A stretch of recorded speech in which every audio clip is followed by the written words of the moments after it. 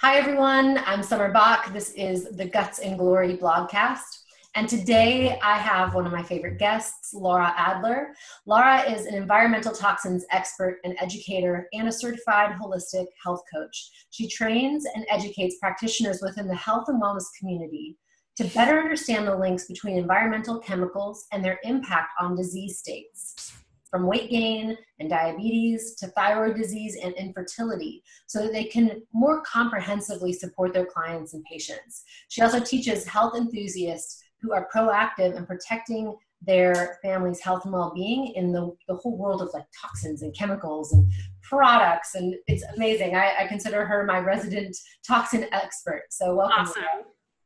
Thank you. As always, I love getting on the horn with you because we always have a good time. And I was just giggling because my cat was playing in the corner behind me as you were doing your intro. So, hello, Matcha. Hello, Matcha. She left already. She ran out.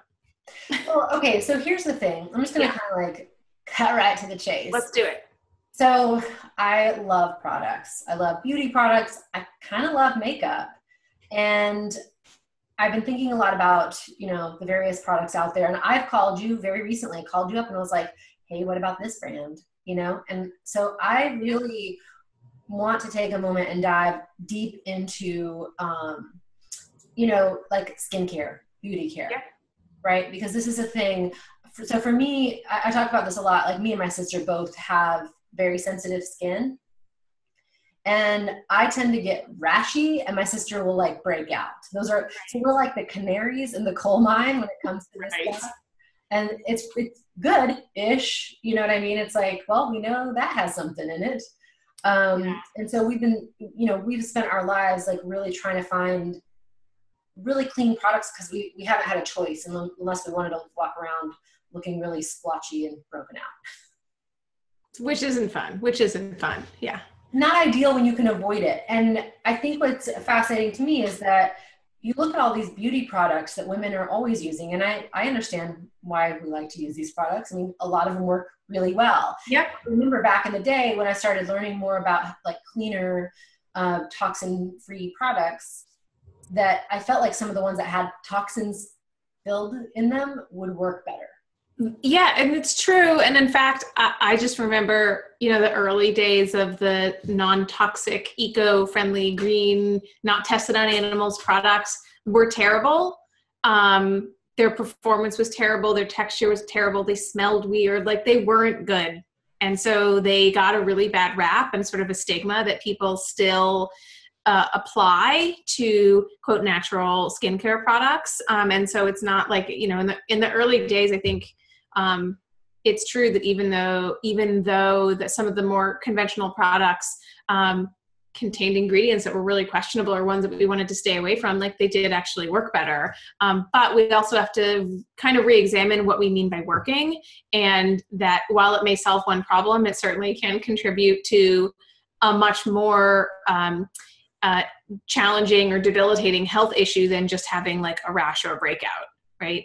So that's really where I feel that it's not a conversation of one or the other. Like we can have really good functioning products that aren't going to give us skin rashes or breakouts and that aren't going to contribute to larger health issues or larger health concerns that people may not automatically connect with the skincare products that they're using, but that their connection exists. So I don't think we have to choose anymore.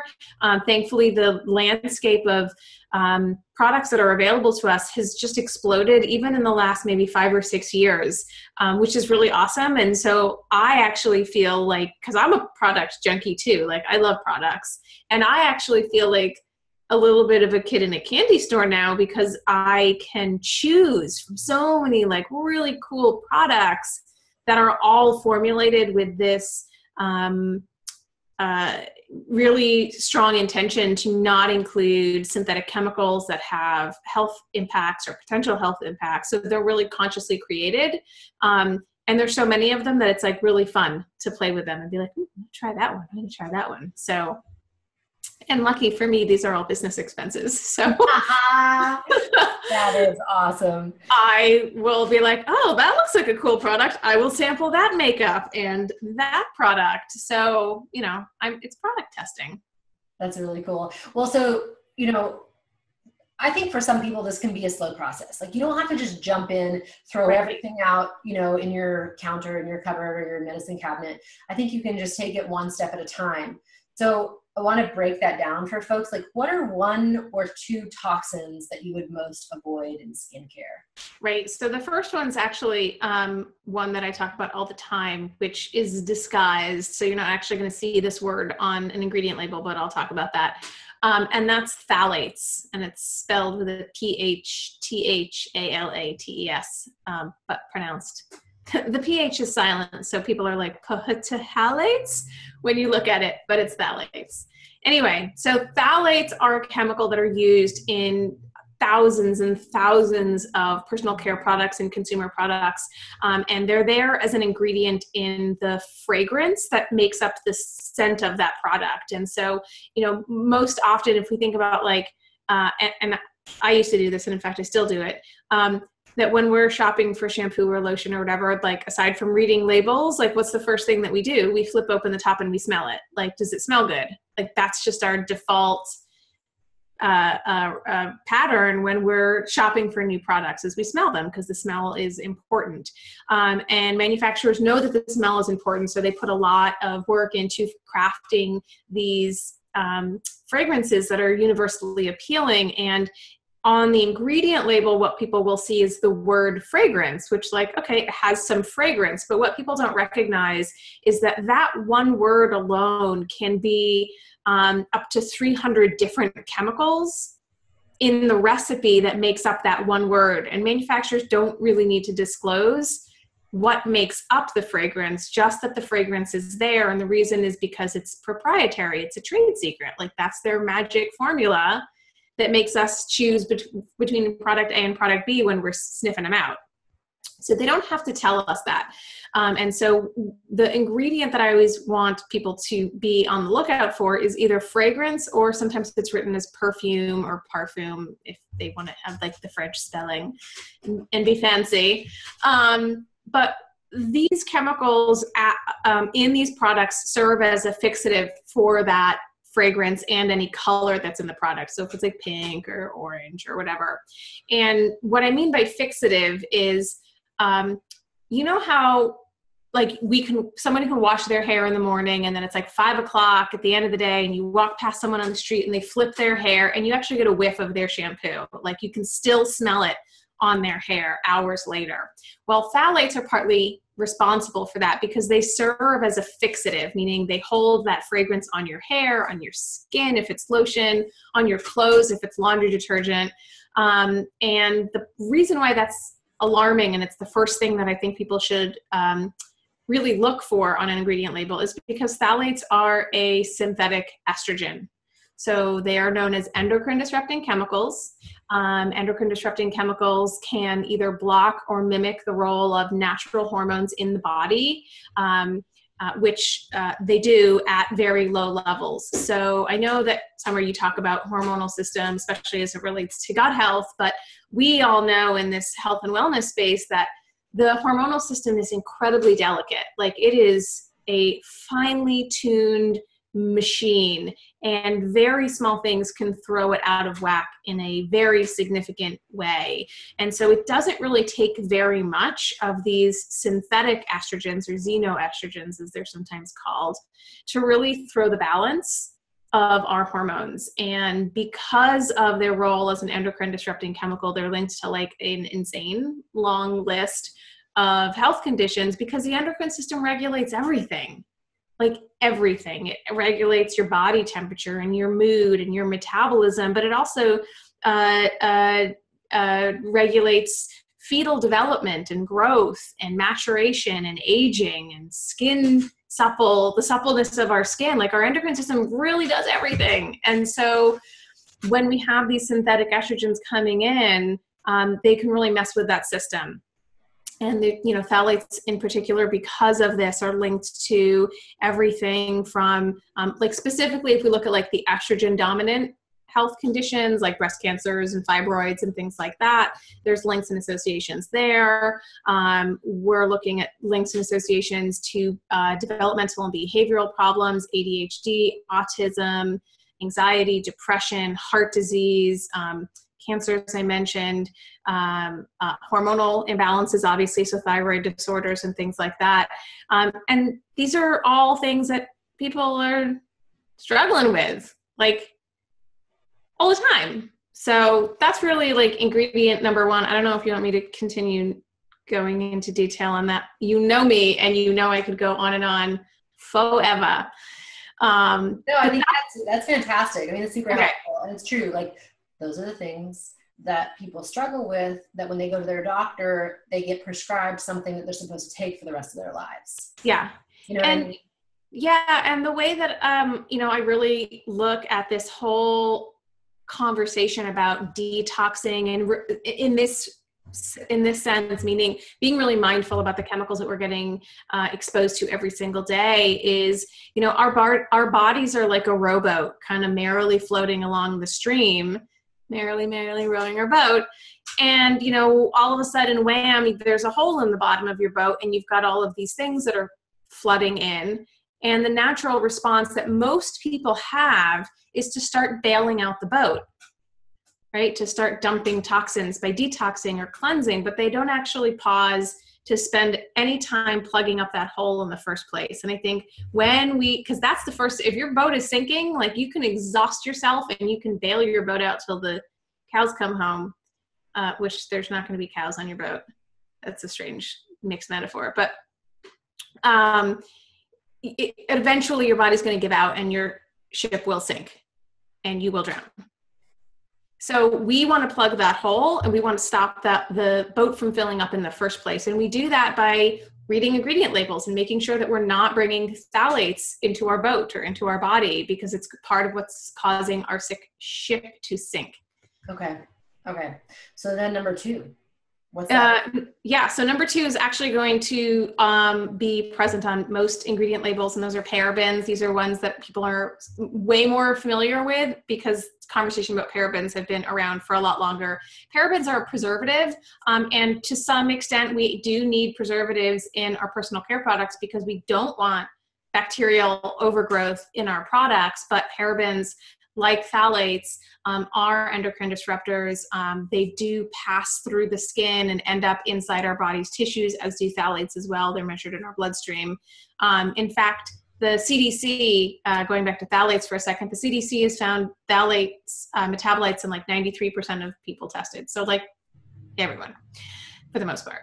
And parabens is up there in that similar percentage range as well. And so any product that has water as an ingredient will automatically require some degree of preservative, because the second you add water into the mix, you create an environment in the product that encourages bacterial and microbial growth. So preservatives are always needed to some extent.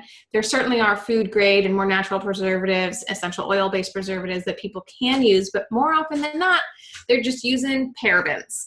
And these are ones that, again, block or mimic the role of estrogen in the body and are yet not ones that we want. So the upshot is that parabens are listed on ingredient labels. And so it's really any word that ends in araben. So you'll see methyl paraben, propyl paraben, ethyl paraben. If you see any of those, throw the product on the floor violently and run away screaming. Just kidding. You can just put it back on the shelf. But just opt. If you're seeing both fragrance and parabens on an ingredient label, you're shopping in the wrong section of the store, or in the wrong store, period, for your personal care products. That's generally what happens. If you're going to like a big box store or a Walmart or a Walgreens or CVS pharmacy or things like that to buy those products, you're likely not going to find the types of products that don't have these products, ingredients in them. Interesting. Yep. Well, okay. So that leads me to want to know, what are your favorites? And what are three of your favorite skincare lines and body care products that you're comfortable with? So my first one is and they make a whole line of shampoos and lotions and body cares and face creams and stuff. It's called Acure, Acure. I really like them. They're really affordable. They don't cost more than conventional Clairol herbal essences. I date myself by using that. Oh, what are you using? Oh, exactly. That brand. Oh, dark chocolate mint. Argan oil lip balm. I've bought cases of these and I give them away and everybody asks for them. Oh. Mm. I put them in stockings, and this is the lip jam. Yeah, I really love that company. And what I also really appreciate about them is you can get them anywhere. Mm-hmm. I mean, anywhere. Health food stores. Almost every health food store chain carries them, Whole Foods, etc., and they carry a lot of the line. So I really like that product line. They're my shampoo and face lotions and conditioner, like that. They're my jam for that.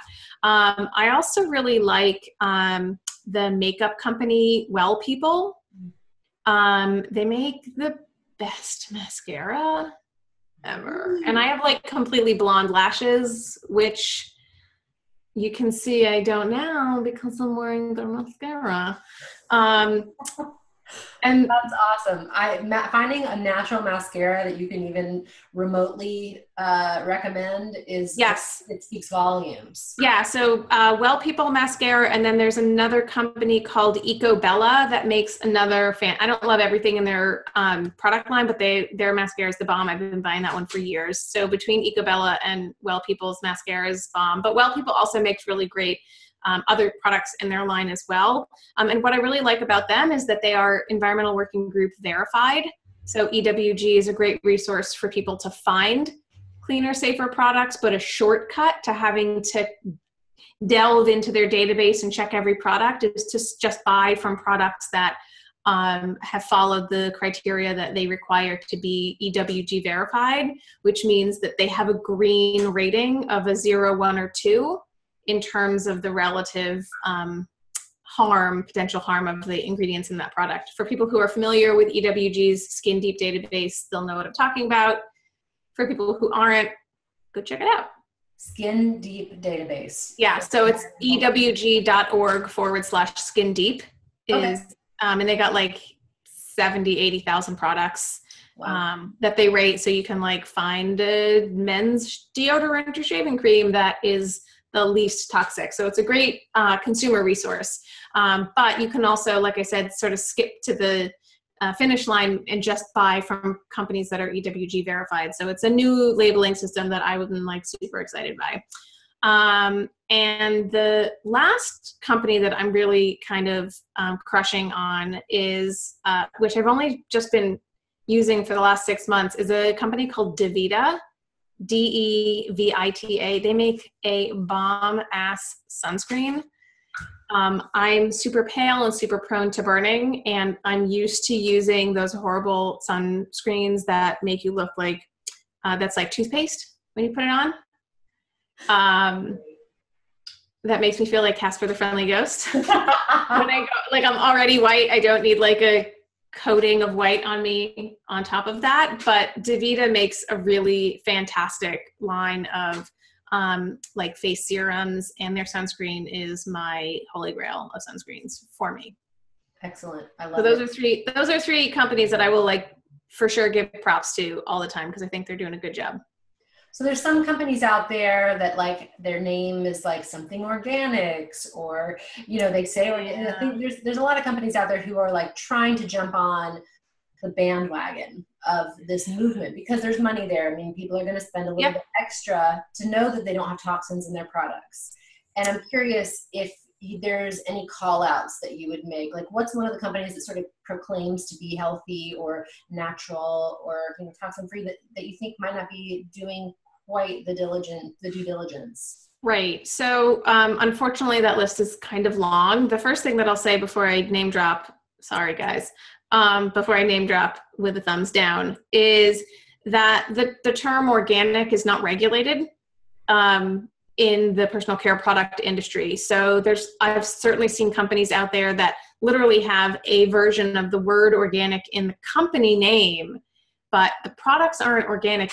Most of these ingredients are unable to be certified as organic. Only food crops can be certified as organic. So with the exception of cotton is the only other one, but that's only because cotton seed oil is a derivative from cotton, and cotton seed oil is a food ingredient.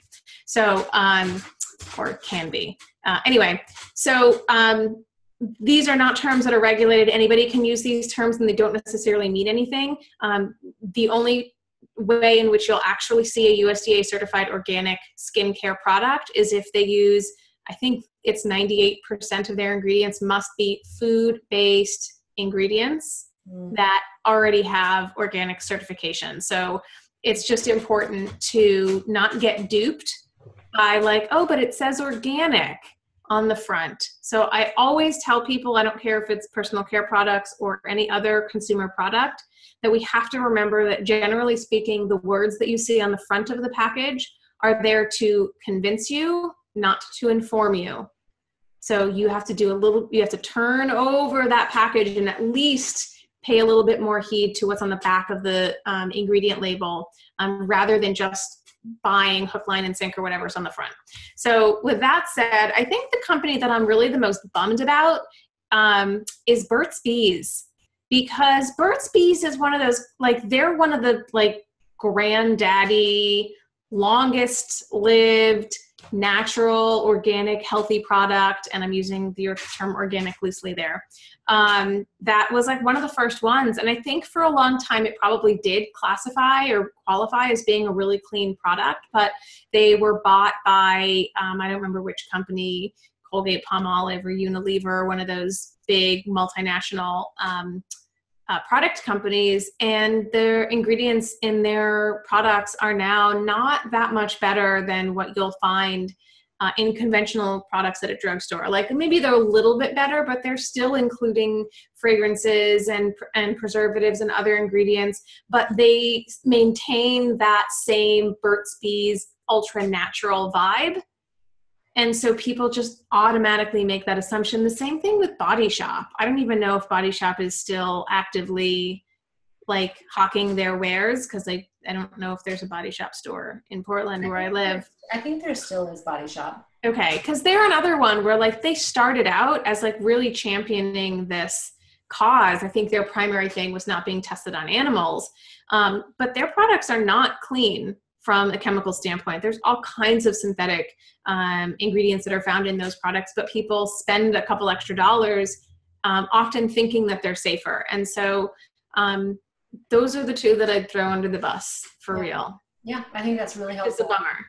Well, what I find it interesting about this is that when even in the healthy and like more natural, safer product lines, I personally still patchwork myself together an entire line, like an entire routine.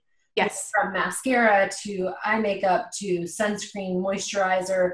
I'm using a lot of different products because I feel like there's superstars from every single line. And so I have I have resources for everybody too, watching like basically a buying guide for health and beauty care products. So you can see which ones I patchwork together, but I'm going to show you some of my favorites and you can tell me yay or nay. Okay. You're going to say yay. And then also one that you turned me on. What if I said nay? Well, I won't. Well, I will. I'll just be honest. I see you are honest, and that's why I ask you these questions. So this is one of my favorite lines. Anne-Marie I love Anne-Marie Gianni. I mean, there's just like nothing gross in these at all. No, and I think that they take it to another level in terms of being like ultra diligent about the sourcing of their ingredients and their products. They are a really sexy line. I love them. I actually stumbled on them accidentally years ago in a health food store because they were on sale, and I was like, what's these? And honestly, the reason why I loved them at first was because they were all packed in glass bottles, because I was really tuned into plastic at that moment. So I was like, and they do that for a very specific reason. And it has to do with preservatives and preserving their products. Right. Yeah. So, I love them. And I love the owners. I will admit, I'm friends of the owners. I was emailing with Kevin earlier today. Yeah. Oh, they're so awesome. And like, but the product speaks for itself. Yeah. It's simple. My next up, Suntegrity. This is the sunscreen that I love the most. Yeah. It's expensive. I think I'm basically supporting this. I feel like an investor in this company because I buy so much of this. But you know what? When I'll tell you my secret. When it runs out, you cut it in half and scrape it out. I cut it and then I use Q-tips and I keep going. I get another 2 weeks out of it. I totally do that. But for $45 a tube, you're going to do that. Yes.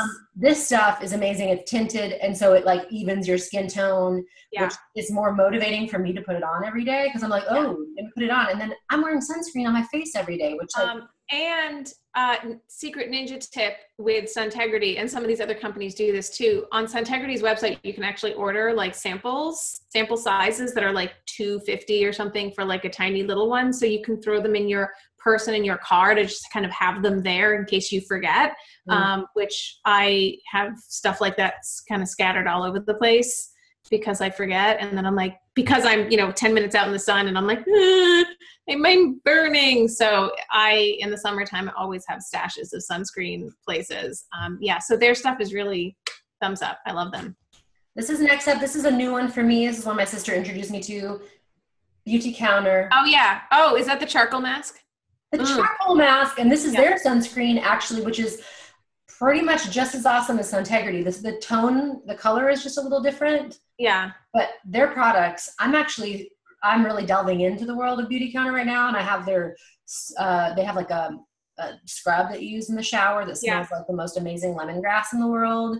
Yeah. And I'm having fun. So what do you think? I love, Beauty Counter is one of these companies that, it's set up in a direct sales model, which, and I know you and I somewhere have talked about the whole direct sales multi-level marketing thing. In some cases, it's a total doozy. I actually think for products like this that do require more education than the consumer typically gets in a retail environment where they're just this looks good, and then they walk out and they have no idea what they're buying or why they're buying it. So I actually think it's a brilliant model, and it's an important model for a company that takes the seriousness of their ingredients. So, or the cleanliness or the non-toxicness of their ingredients so seriously. So I think it's the perfect model for them. What I really love about Beauty Counter is they don't claim to be perfect.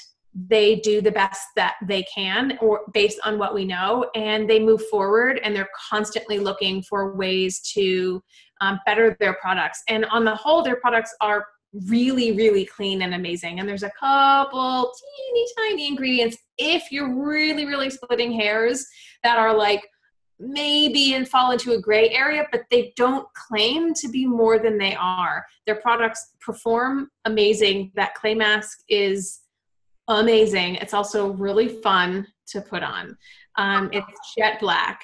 It is jet black. It's pretty. Yeah, I love their stuff. Okay, we only have a couple more seconds left, but this is what you taught me about, and you can see I pulled this right out of my God, you use that stuff now?